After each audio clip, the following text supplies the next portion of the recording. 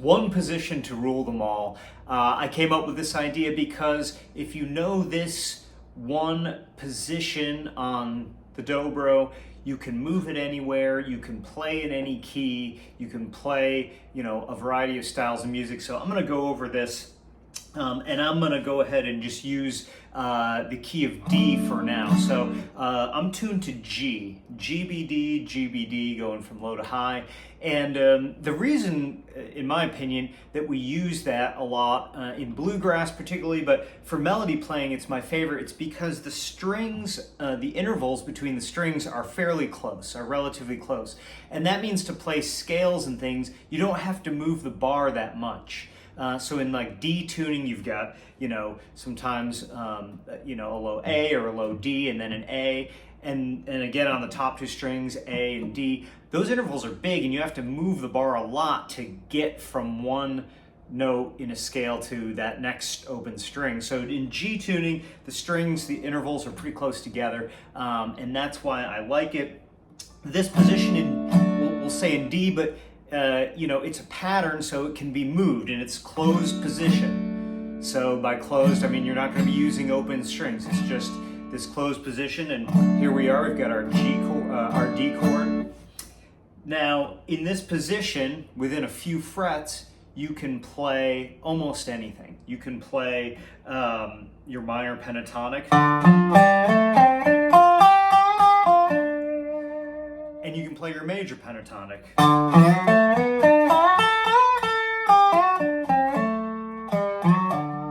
So, all right there within a few frets of the 7th fret in this example, but it can be moved.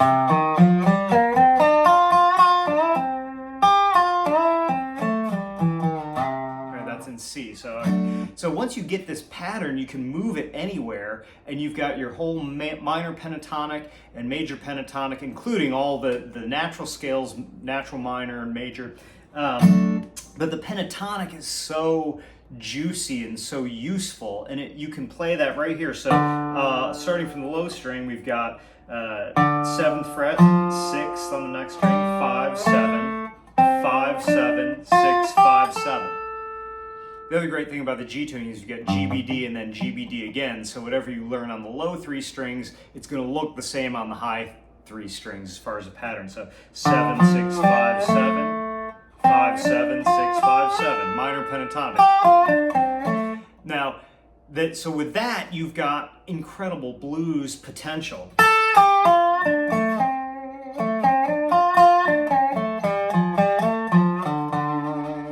You add in some of your inflections, some of your emotions, slides, and vibrato, and you've got almost everything you need to play any kind of blues.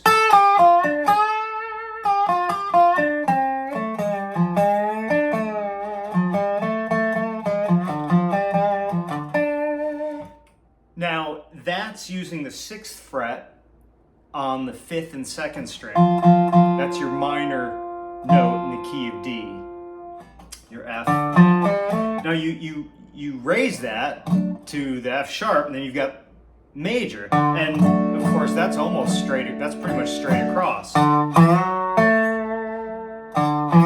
I've got 7, I can slide into the 7th fret on the 5th string, and then 7 again, 7, 7, 7 with a slide. Then I can go up to the 9th fret, 4th string, for the 6th note in the scale.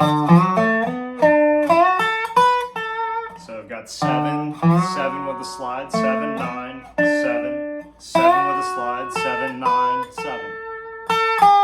And I can go down, 7, 5. But it's all right there at the 7th fret.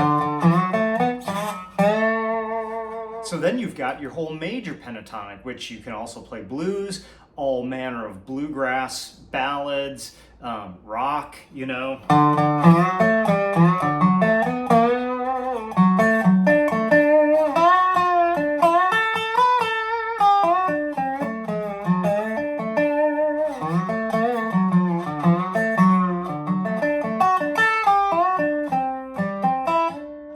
So that's really in that position again, you can move it. So, you know, if I move it up a whole fret and play all those same patterns, I've got all of that in E. If I move it up another 1 fret, I've got all those same patterns in F. G up here.